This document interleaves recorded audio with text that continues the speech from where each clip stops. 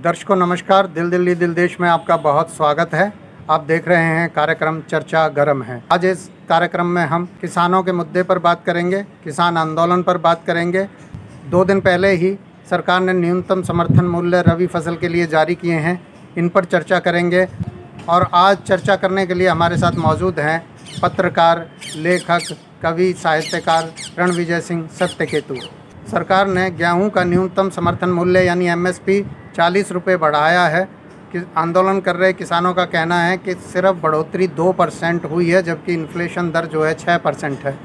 इसके अलावा सरकार ने एक और बड़ा काम किया है और पता नहीं कैसे किया है। गेहूं की जो लागत है वो कम कर दी गई है 400 रुपये से ज़्यादा। पहले जो लागत गेहूं की 1458 रुपये आंकी जाती थी, अब उसे 1008 रुपये कर दिया गया है। डीजल के दाम बढ़े हैं, मजदूरी बढ़ी है, खाद महंगी हुई है, इसके बावजूद जो है गेहूं की लागत कम हो रही है। ये कैसे हो रही है ये सरकार ही बता सकती है। और इसकी जो एक वजह नज़र आती है वो ये आती है कि प्रधानमंत्री ने कहा था कि किसानों की आय जो है 2022 तक दूनी कर दी जाएगी।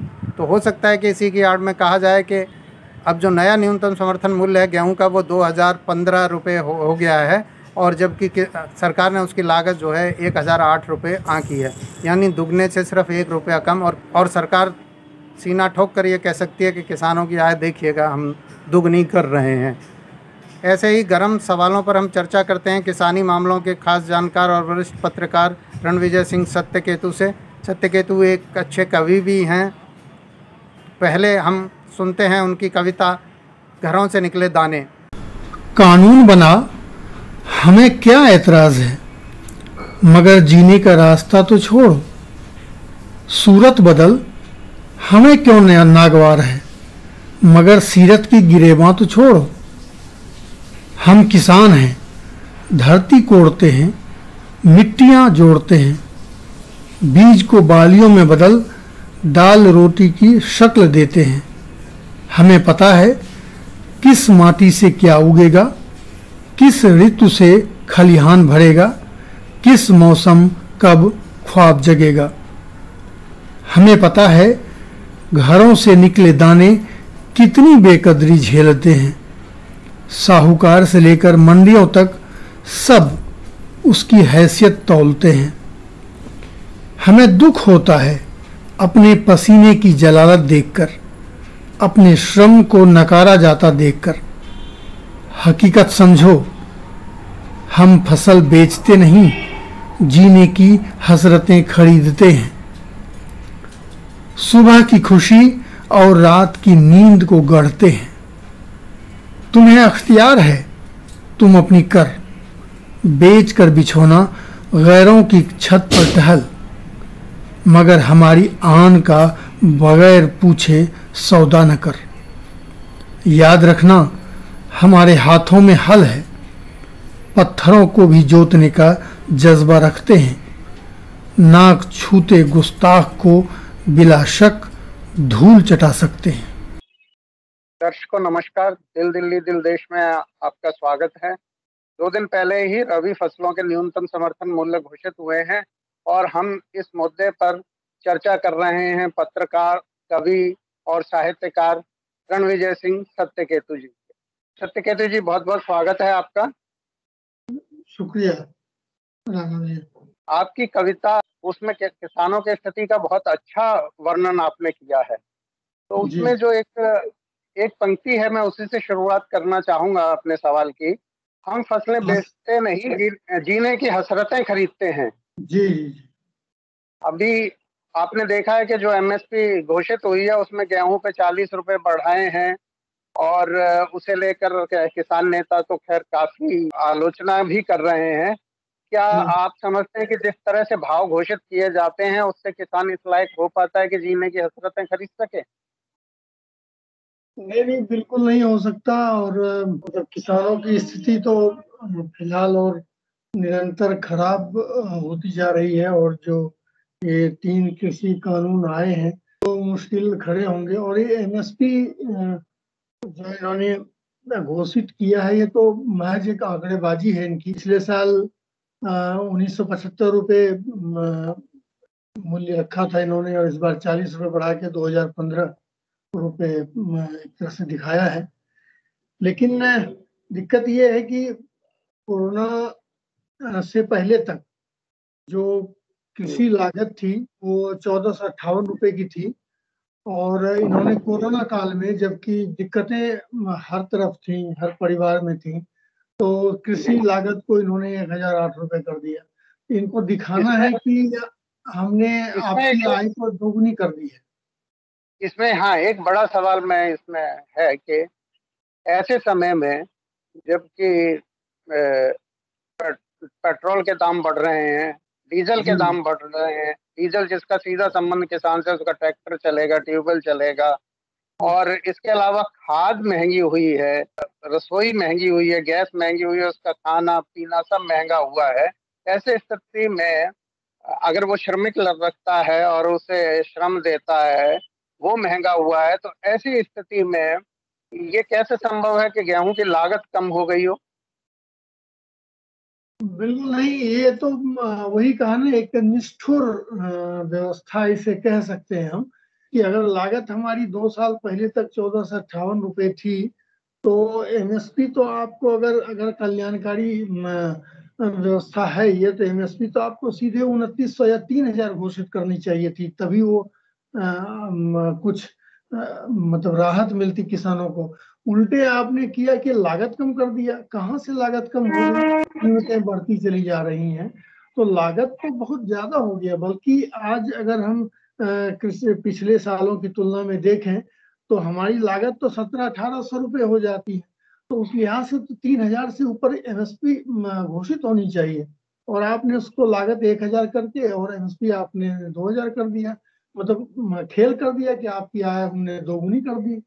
मतलब कहीं का छोड़ नहीं रहे हैं ये। और अब जो आपने सवाल पूछा था वो, कि हम मतलब फसल बेचते नहीं, वास्तव में किसान कभी अपनी फसल बेचता नहीं व्यापारियों की तरह। व्यापार तो लोग करते हैं कि एक हाथ से दूसरे हाथ फसल बिकती जाती है, कीमत उसकी बढ़ती जाती है। किसान एक बार अपनी फसल किसी के यहाँ, चाहे जिसके यहाँ है, मंडी में बेचे, साहूकार के यहाँ बेचे, या व्यापारी के पास बेचे, एक बार बेचता है, और उन्हीं जो जो पैसे उसको मिलते हैं, छोटी छोटी चीजें जरूरत की घर की वो पूरी करते हैं। पढ़ाई लिखाई, शादी ब्याह, मतलब घर के खाना पीना, कपड़े लत्ते, बस यही उनकी हसरतें हैं। कुछ बच्चे पढ़ लिख जाए, शादी ब्याह हो जाए, खाना पीना ठीक से हो जाए, मेहमान खा पी लें। इससे ज्यादा हसरत उनकी होती नहीं है। और वो भी अगर नहीं बचेंगी, तो किसान करेगा क्या? तो ये ज्यादती हो रही है। जैसे किसान सड़कों पे बैठा है, और इसमें खासकर पंजाब, हरियाणा या पश्चिमी उत्तर प्रदेश के किसान हैं, जी तो जी। क्या ये जो किसानों का विरोध है या नए कृषि कानूनों से विरोध है, क्या ये खास क्षेत्र की राजनीति है या सचमुच किसानों के लिए एक गंभीर मुद्दा है और ये सभी किसानों का मुद्दा है? ये बिल्कुल सभी किसानों का मुद्दा है। इसे क्षेत्रीय बातें कह करके इसको गलत मोड़ दिया जा रहा है। ये वहाँ के किसान इसलिए दिख रहे हैं बॉर्डर पर। एक तो जो आंदोलन की जगह है, सिंधु बॉर्डर, और टीकरी बॉर्डर, हाँ, टीकरी जी जी बॉर्डर, जी जी, गाजीपुर बॉर्डर है। तो वहाँ के आसपास के किसान चूंकि आराम से पहुंच सकते हैं, वो पहुंच रहे हैं। दूसरी बातें ये हैं कि जितनी मंडियां हैं देश में, मतलब जरूरत है मंडियों की 42,000, और अभी सिर्फ 7,000 मंडियां देश में हैं। उसमें जी। भी मैक्सिमम मंडियां इन्हीं क्षेत्रों में है, हरियाणा में है, पंजाब में है, और पश्चिमी उत्तर प्रदेश में है। जिसके भरोसे कि किसान अपनी एमएसपी प्राप्त कर सकते थे। तो और वो अगुवाई कर रहे हैं उस चीज की, क्योंकि वो ज्यादा पीड़ित होने वाले हैं अगर ये कानून लागू हो गए। बाकी जो यूपी बिहार के किसान हैं, बिल्कुल वो तो सीमांत कहें कि उनके छोटे छोटे टुकड़े हैं खेतों के, और वो इस स्थिति में नहीं है कि वो 2 महीने 3 महीने जाकर कहीं बैठ जाए। तो वो अपनी जो आंदोलन, अपनी मुहिम जो है, वो उनके साथ भावनात्मक रूप से जुड़े हुए हैं, और उनका प्रतिनिधित्व वो लोग कर रहे हैं। तो वो एक बड़ा आंदोलन है, पूरे देश का आंदोलन है। प्रतिनिधि जरूर वहां के बैठे हैं, क्योंकि वो अपनी बातें समर्थता पूर्वक रख भी सकते हैं, वो एजुकेटेड भी हैं।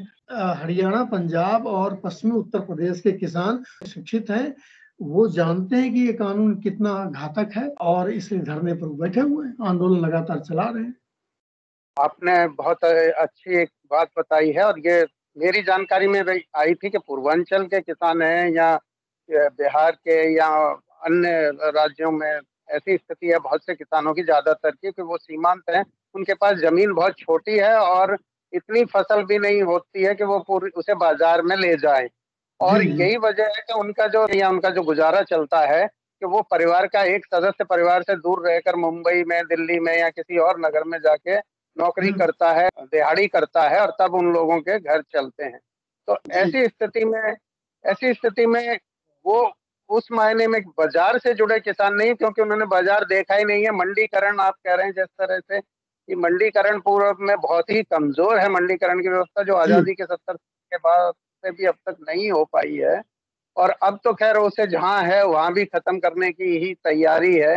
आपकी कविता से एक और पंक्ति मैं उठा रहा हूँ: जी। मगर सीने का रास्ता तो छोड़, क्या नए कृषि कानूनों से सचमुच किसानों की जिंदगी पर कोई विपरीत असर पड़ने वाला है, या ये सिर्फ एक पूर्वाग्रह है? नहीं नहीं, ये पूर्वाग्रह नहीं है। अगर ये कानून लागू हो गए तो वास्तव में किसानों की स्थिति मतलब बदतर हो जाएगी। वो किसान नहीं रह जाएंगे, मजदूर हो जाएंगे और फिर कुछ दिनों बाद वो बंधुआ मजदूर हो जाएंगे। अंग्रेजकालीन समय में धीरे धीरे पहुंच रहे हैं और उसी व्यवस्था की ओर बढ़ रहे हैं। समझाइए थोड़ा सा इसको कि ये किस तरह से ये खतरा है। ये फंस इस तरह रहा है कि जो तीन कृषि। 3 कृषि जी कानून बना दिए गए। जी जी। जी जी। पहला है कि कृषि उपज बिक्री कानून है, और दूसरा कॉन्ट्रैक्ट फार्मिंग है, और तीसरा फसल भंडारण नीति है।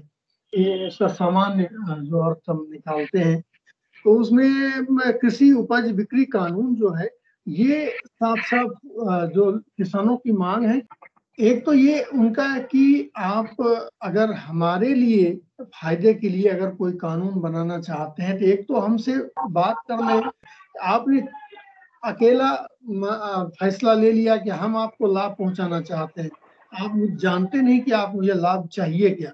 किसानों की बात जो है तो वो है कि अभी तक मंडियों की वजह से एमएसपी हासिल हो जाता था किसानों को, और एक हद तक उन्हें एक अच्छी सी कीमत मिल जाती थी अपनी फसल की। अब ये है कि ओपन मार्केट हो जाएगा, या मंडी सरकारी रहते हुए भी खरीद बिक्री को ओपन कर दिया जाएगा। तो और उसमें कि जो पूंजीपति हैं वो बिना लाइसेंस के, बिना कोई रजिस्ट्रेशन के वो खरीद बिक्री क्षेत्र में उतर सकते हैं। तो फिर छोटे छोटे व्यापारी भी उनके सामने नहीं टिक पाएंगे, और किसान की तो बात ही नहीं है। और सरकार अपने ऊपर कोई बर्डन रखना नहीं चाहती है, वो खरीद बिक्री से अलग हो जाना चाहती है। अभी तक ये था कि सरकारी खरीद हो जाती थी, भंडारण हो जाता था, और जरूरत पर सरकार लोगों को अनाज मुहैया भी करा देती थी, और उसकी वजह से एक एमएसपी हासिल हो जाता था। अब ओपन मार्केट हो जाने से मतलब मंडियों का अस्तित्व खत्म हो जाएगा धीरे धीरे, और बड़े पूंजीपतियों के हाथ में खरीद बिक्री आ जाएगी। किसान इसमें इसमें एक बात और मैं क्या स्पष्ट करना चाहूंगा कि जो जी किसान का जो आंदोलन जो चल रहा है, जी वो इस बात से ज्यादा परेशान नहीं है कि बाजार आप खोल रहे हैं, ओपन कर रहे हैं, या व्यापारी घर तक खरीद करने आएगा, ये तो उन्हें सुविधा है। उनका ये कहना है कि लेकिन इस चीज को शर्त के रूप में डाल दिया जाए कि खरीद वो एमएसपी से नीचे ना हो। कोई भी सौदा, कोई भी कॉन्ट्रैक्ट एमएसपी से नीचे ना हो, जिसे सरकार नहीं मान रही है। क्योंकि जी अगर खरीद किसान के घर से होती है मंडी की जगह, और वो एमएसपी का नियम जो कि कुछ क्षेत्रों में जैसे पंजाब, हरियाणा और राजस्थान और पश्चिमी उत्तर प्रदेश के कुछ क्षेत्रों में मिलती है, जो मंडीकरण से जो एमएसपी मिल जाता है, वो उन्हें मिलता रहे। और ये और भी उन्होंने बड़े संघर्ष से प्राप्त किया है, क्योंकि जब हरित क्रांति शुरू हो रही थी तो उन्होंने तब भी संघर्ष किया था कि पहले रेट तय कर दीजिए, तभी हम बोएंगे आपके दिए हुए बीज। तो ऐसा नहीं था कि थाली में रख के मिला है पहले भी उन्हें। तो अब भी वो इसी के लिए लड़ रहे हैं, लेकिन सरकार इस पर राजी नहीं हो रही है, एमएसपी की गारंटी देने पर। तो जी सारा जी झगड़ा जो बिल्कुल, है। वही वही बात है कि एमएसपी की गारंटी देने को तैयार नहीं है सरकार। ऐसे में होगा कि अगर छोटे किसानों के दरवाजे पर अगर खरीदने के लिए कंपनियां पहुंच भी गई, तो सरकार थोड़ी देखने बैठी है कि वो कितनी कीमत पर उससे खरीद रही है। जब वो एमएसपी निर्धारित रहेगा ही नहीं, तो वो एक कानून के दायरे से वो बाहर रहेंगे और उन पर कोई लगाम भी नहीं होगा। ये बड़ा खतरा है कि ये आप हमारे दरवाजे पर आ रहे हैं, जो जैसे पहले साहूकार होते थे, तो किसान तो मजबूर है, वो उसको तुरंत जरूरत है पैसे की, तो वो जिस तरह चाहेगा वो खरीद लेगा।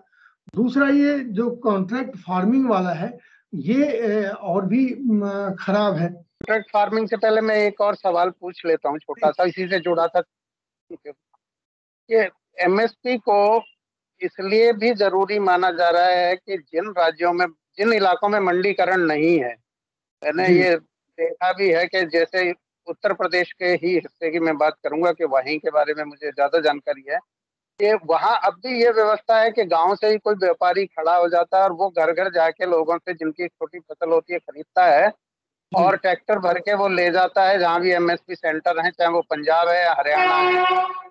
इस तरह की खबरें बहुत चलती हैं कि साहब आगरा से गेहूं जो है हरियाणा के केंद्रों पर बिकने के लिए गया, सरकारी खरीद जहाँ हो रही है, या पंजाब में जा रहा है तो बिहार से गेहूं आ रहा है, यूपी से गेहूं आ रहा है।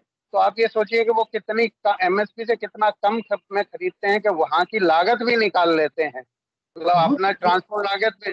तो जो घर घर वो जाके खरीदने वाली स्कीम है, वो जहाँ मंडियां नहीं वहां तो पहले से है वो मौजूद, तो वहाँ जी जी किसान की जी कितनी दुर्दशा है, ये पूरा देश इसको देख रहा है। तो बजाय उनके लिए नियम बनाने के, जहां मंडीकरण था, जहां एमएसपी मिल जा रही थी, उन किसानों को भी ऐसी हालत की व्यवस्था दी जा रही है कि तुम भी उन्हीं पूर्वांचल के या उत्तर प्रदेश के किसानों की तरह घर से ही व्यापारी को भेजने के लिए मजबूर हो जाओ। तो हालांकि सरकार कह रही है कि वो एमएसपी घोषित करती रहेगी जैसे अभी कर रही है, लेकिन एमएसपी के लिए वो बाध्य नहीं करेगी प्राइवेट सेक्टर को। क्या आप हाँ, तो समझते हैं कि ये खुली छूट देना है कि जाओ लूटो, किसान की फसल आ गई है? बिल्कुल बिल्कुल, वही है, खुली छूट है। और इस पर सरकार जो कानून, तीनों कानून को धीरे धीरे पढ़ेंगे तो सरकार उस पर अपना नियंत्रण, अपना दखल कम से कम करना चाहती है। बिल्कुल ही आखिरी स्थिति में आएगा तो वो देखेगी। अगर 1,000 रुपये कीमत है और कोई 2,000 रुपये ज्यादा कीमत पर खरीद बिक्री कर रहा है, तो सरकार उसके बाद हस्तक्षेप करेगी। कृषि कानून में नए में भी लिखा है कि भाई रेट अगर दोगुने हो जाएंगे तब वो सरकार जो है हस्तक्षेप करेगी। लेकिन जी अभी आपने जब सरसों में देखा, सरसों के तेल में देखा, जब रेट दुगने हो गए लेकिन सरकार की जी ओर से कोई हस्तक्षेप नहीं हुआ। अब उसमें ना कहीं छापेमारी हुई कि कहाँ भंडारण है, ना कोई चेक किया गया, और जबकि स्टॉक लिमिट अनलिमिटेड कर दी है इन्होंने, लेकिन रेट जब दुगने हो जाते हैं तो सरकार ने खुद लिखा है कि वो इस पर कदम उठाएगी। 90-95 रुपए सरसों का तेल था, 200 रुपए तक बिका है। जी जी जी बिल्कुल। अगर किसी सामान का रेट 2 गुना हो गया, तो सिर्फ किसान थोड़ी प्रभावित होंगे, सामान्य लोग जो घरों में सामान खरीदते हैं, उस सबके लिए परेशानी खड़ी हो जाएगी। मतलब आम पब्लिक को तो दुख का एक पिटारा दिया जा रहा है। मतलब ये एक चीज थमा करके कि उससे जब वो पिटारा खुलेगा तो सांप ही सांप निकलेंगे उसमें से, जो डसते जाएंगे सब। ये इसको प्रतीकात्मक रूप में इस तरह समझें, क्योंकि बिहार में तो मुझे लगता है 2006 में ही मंडियां खत्म हो चुकी हैं, वहां कोई नियंत्रण नहीं सरकार का। कहा गया कि वो निवेश हो जाएगा, कहाँ बिहार में कोई निवेश हुआ। बहुत खराब स्थिति है लोगों की, और उसी मॉडल को पूरे देश में लागू करना चाहते हैं। बिहार में एमएसपी मिल जा रहा है धान पे किसानों को, क्योंकि धान बहुत पैदा होता है बिहार में, तो क्या वहाँ एमएसपी किसानों को मिल पा रहा है? कुछ नहीं मिल पा रहा है। वही होती है, घर घर जो साहूकार जाते हैं खरीदारी करते हैं, वहां तो मंडियों की संख्या भी बहुत कम है। मतलब 10 बिस्वा या 15 बिस्वा या 2 बीघे तक अगर किसी की जमीन है, वो कितना उपजा लेगा? और जो उसको ट्रैक्टर लेकर के इस मंडी से उस मंडी घूमेगा, वो तो तत्काल कोई साहूकार आता है, कोई व्यापारी आता है, उसको उसने बेच दिया। मजबूरी है किसान की, वो औने पौने दाम में बेचना पड़ेगा। बेचता ही आ रहा है, पिछले 70 साल से वो ऐसे ही जी बेचता आ रहा है। जी हालांकि 70 साल इसमें ना करें, क्योंकि एमएसपी तो 70 के दशक से शुरू होता है। तो इस तरह से हम कहें तो कुल 50 साल से, पिछले 50 साल से वो ऐसा ही करता आ रहा है। आपकी कविता से ही एक और पंक्ति में उठा रहा हूँ, घरों जी से निकले दाने कितनी बेकदरी झेलते हैं।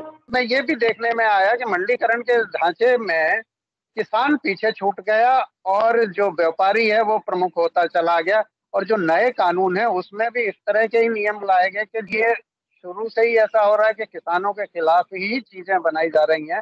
इस नए ढांचे में जो है, नए बाजार में जो है, किसान तो पीछे छूट रहा है और व्यापारी को आगे किया जा रहा है।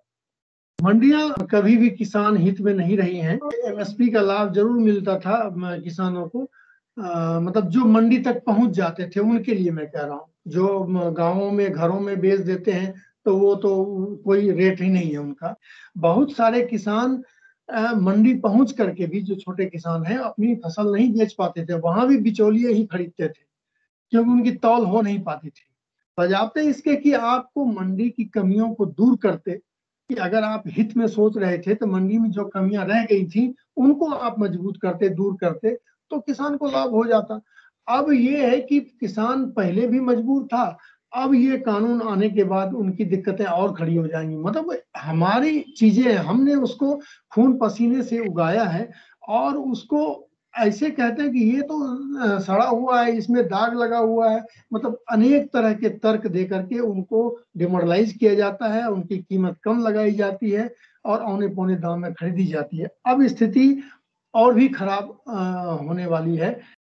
जैसे हरियाणा पंजाब में जो सफलता की वजह थी मंडीकरण के, उसमें यह था कि जैसे कारपोरेटिव जो सोसाइटियां, जो मंडी समितियां जो बनी, जी उसमें एक तो हुआ कि जो भी किसान पहुंचता है वहां उसके दाना दाना लेती है सरकार और खरीद हो जाती है। उत्तर प्रदेश में ये एक और देखा गया कि वहां कभी बारदाने की कमी या इस तरह की शिकायतें वहां आती रहती हैं कि नहीं अभी खरीद नहीं होगी, तो इस वजह से भी किसान मंडी में पड़ा रहता है और फिर वो अपना किसी भी व्यापारी को बेच के औने पौने निकल जाता है। लेकिन पंजाब और हरियाणा में वो एकजुट है, वहां का किसान संगठित किसान है। जी जी संगठित होने की वजह से उस किसान ने अपनी बहुत सारी दिक्कतें दूर कर ली थी, जो मंडी को लेकर जो पूर्वांचल में या अन्य बिहार में या उत्तर प्रदेश में या अन्य राज्यों में बनी हुई है। तो वहां के किसानों ने कभी ऐसा नहीं सोचा कि वो संगठित हों और इस आवाज को उठाएं, या जब आवाज उठ भी रही है तो देख रहे हैं कि जो आवाज उठा रहे हैं उनको या तो आतंकवादी घोषित किया जा रहा है या कहा जा रहा है कि वो किसान नहीं है। मतलब जो जो अन्न का कटोरा कहलाता है पूरे जी। भारत का, है ना, ग्रेन बाउल कहते हैं पंजाब हरियाणा को, और उसके बारे में मतलब कहा जा रहा है कि ये किसान नहीं है।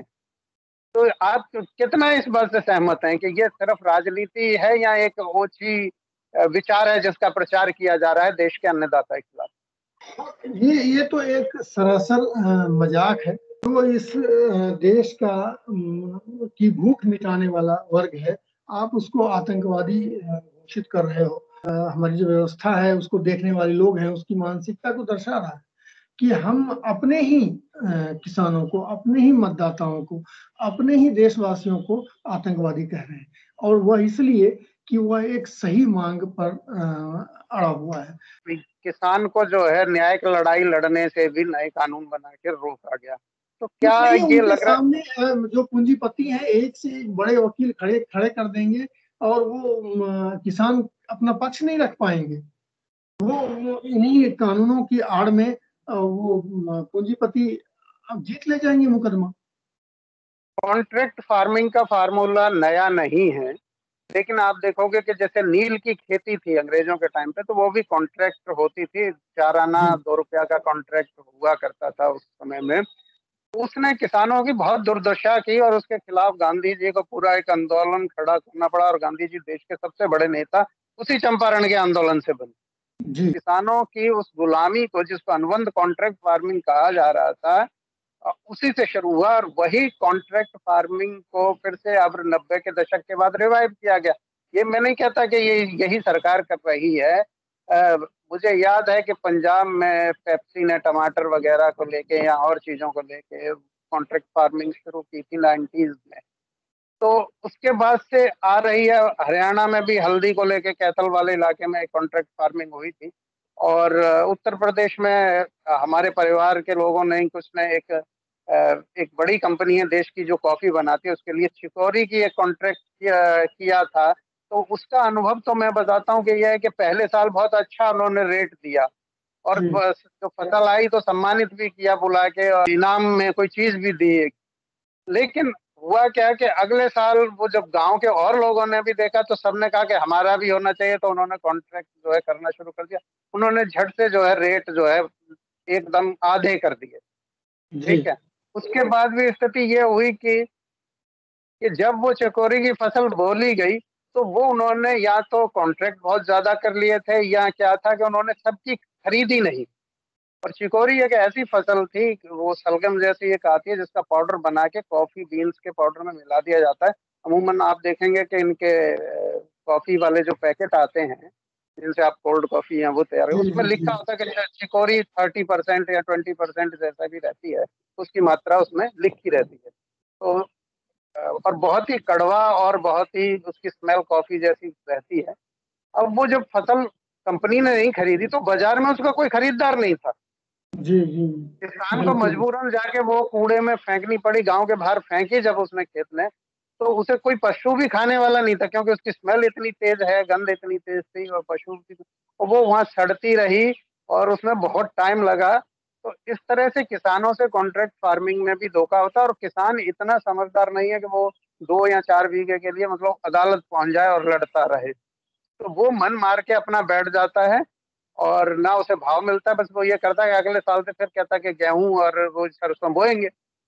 तो अब जी क्या कॉन्ट्रैक्ट फार्मिंग में जो किसानों के जो हित थे, उनको जब पहले से इतनी दिक्कतें आ रही हैं, अंग्रेजों के टाइम से दिक्कतें थी, अब भी नहीं देखा गया, तो क्या किसान को ये आवाज उठाने का हक नहीं है? क्या वो आवाज उठाने पे आतंकवादी हो जाता है? आप क्या समझते नहीं, बिल्कुल किसान बिल्कुल सही स्टैंड पर हैं, और धीरे धीरे हम उसी स्थिति में पहुंचते जा रहे हैं जो अंग्रेज कालीन कॉन्ट्रैक्ट फार्मिंग थी, उसी का ये दूसरा रूप है, और उससे ज्यादा खराब है। क्योंकि अब आपने उदाहरण दे ही दिया, जो कॉन्ट्रैक्ट फार्मिंग पंजाब और हरियाणा के क्षेत्रों में जो उसकी दुर्दशा झेली किसानों ने। और ये अगर वो तब जब कृषि व्यवस्था पर सरकार का नियंत्रण था, तब ऐसी सुविधा। अब तो जो कॉन्ट्रैक्ट फार्मिंग की नई व्यवस्था आएगी, उसमें सरकार अपने आप को अलग कर लेगी, तो वहां कोई देखने वाला नहीं है। किसान के साथ अगर ज्यादती होती है, कोई सुनने वाला नहीं है। तो फिर तो जो कहेंगे वो करना पड़ेगा, वो एक बंधुआगिरी वाली स्थिति हो जाएगी। मतलब हमने आपकी 5 साल 10 साल के लिए जमीन लीज पर ले ली, और हमारा मन है हम जो उपजाएं, तो हम धीरे धीरे उसी स्थिति में आ रहे हैं। और इसीलिए अगर ये जीने मरने का सवाल है, और अगर किसान इसके लिए वहां बैठे हैं, तो मैं तो चाहूंगा कि तब तक बैठे रहें जब तक ये कानून वापस न हो जाए। एक और इसमें सवाल उठा है हमारी चर्चा में, बातों बातों में, जी कि किसान सरकार किसकी सुनती है?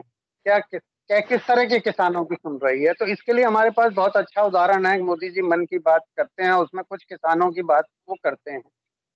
जब जिन फसलों के वो एमएसपी घोषित करते हैं, तो सरकार का काम होता है कि व्यवस्था की बात करना। अब मैक्रो सिस्टम की उसे बात करनी होती है कि जहां बहुसंख्यक के लिए वो नीति बनाती है कि भाई बड़े पैमाने पे किसान क्या कर रहा है, उसके लिए हम एक नीति बना दें उसकी खरीद बिक्री की।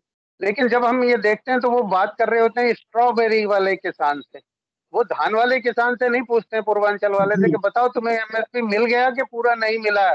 ये सवाल उनका उसमें नहीं रहता है। वो कोई स्ट्रॉबेरी उगा कर, स्ट्रॉबेरी का पौधा सस्ता नहीं आता है, हर किसान के बस की नहीं है कि वो 5-10 बीघे में जो है स्ट्रॉबेरी लगा पाए। उसकी लागत फिर लाखों में पहुंच जाती है। उसके जी लाखों लगा के वो अगर 10 लाख कमा लेता है, तो वो लगा सकता है तो लगा रहा है, तो वो सब किसान लगा रहे हैं। उससे आप क्या पूछते हैं?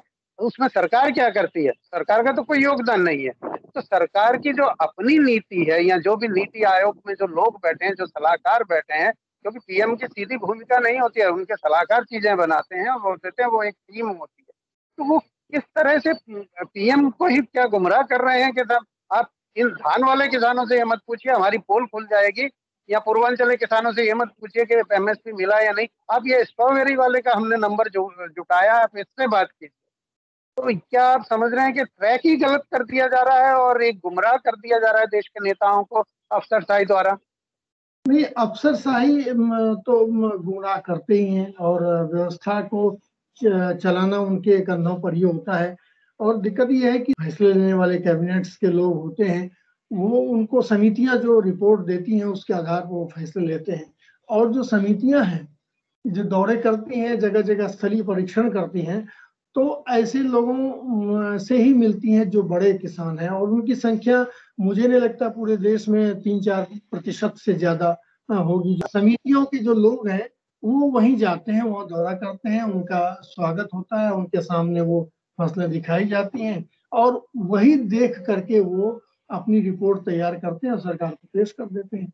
मतलब ये तो बिल्कुल आंख मूंद करके चलने वाली बात है। मतलब धर्मवीर भारती ने जो अंधायुग नाटक लिखा, तो वही खेला जा रहा है अभी देश में। मतलब राजा ने आंखों को पट्टी बांध ली है, और जो मंत्री और उनके सलाहकार बता रहे हैं उसी के हिसाब से फैसले ले रही है। तो वो स्थिति तो है ही, बहुत खराब स्थिति। किसानों के लिए रोशनी की किरण फिर कहाँ है? क्या अब उन्हें खुद राजनीति शुरू कर देनी चाहिए, जैसा कि टिकैत पर आरोप भी लगाए जा रहे हैं कि साहब वो राजनीतिक महत्वाकांक्षा पाले हुए हैं? किसान के लिए उम्मीद तो पहले भी बड़े बड़े आंदोलन किसानों ने किए हैं। सहजानंद सरस्वती, बाबा रामचंद्र जैसे लोगों ने किसानों को खड़ा किया और सत्ता के सामने ला दिया। स्थितियां वही हैं। किसान को लगातार आंदोलन करना होगा, भले उन पर आरोप लगता रहे कि ये पॉलिटिक्स कर रहे हैं, राजनीति में आना चाहते हैं। इन इन आरोपों से, इन तीरों से बिना विचलित हुए उनको अपनी बात पर अडिग रहनी चाहिए। और पॉलिटिक्स करना किसी वर्ग विशेष का अधिकार तो है नहीं, और कोई किसान वर्ग का आदमी अगर राजनीति करता है तो उसमें किसी को ऐतराज भी नहीं होनी चाहिए। लेकिन फिलहाल जो ये आंदोलन चल रहा है वो राजनीति नहीं है, वो जीने मरने का एक अभियान है, मुहिम है अपनी अस्मिता बचाने के लिए। और इसके लिए चाहे जितना उनको वक्त लगे वो उनको करना चाहिए। इसी से एक रास्ता निकलेगा और सरकार को झुकना होगा। सत्यकेतु जी, किसानों के मुद्दों को लेकर जो चीजें सामने आई हैं, किसान आंदोलन को लेकर, और वो आपने बहुत अच्छी बातें कही हैं और उसमें से बहुत सी उपयोगी बातें भी हैं। ध्यान देना ना देना सरकारों का काम है। किसान अपनी लड़ाई लड़ रहे हैं और सरकार के कान पे जूं रेंगती है या नहीं रेंगती है, और इसके खामियाजे या लाभ भी सरकार को या नेताओं को ही मिलेंगे। है एक सजग पत्रकार का यही कर्तव्य होता है कि वो अपने समय समसामयिक मुद्दों पर बेबाक होकर अपनी राय रखे और कोशिश करे कि इसमें अगर कोई हल निकलता है तो उसे बता सके। आपकी इस खूबसूरत चर्चा के लिए एक बार फिर मैं आपको बहुत बहुत धन्यवाद करता हूँ।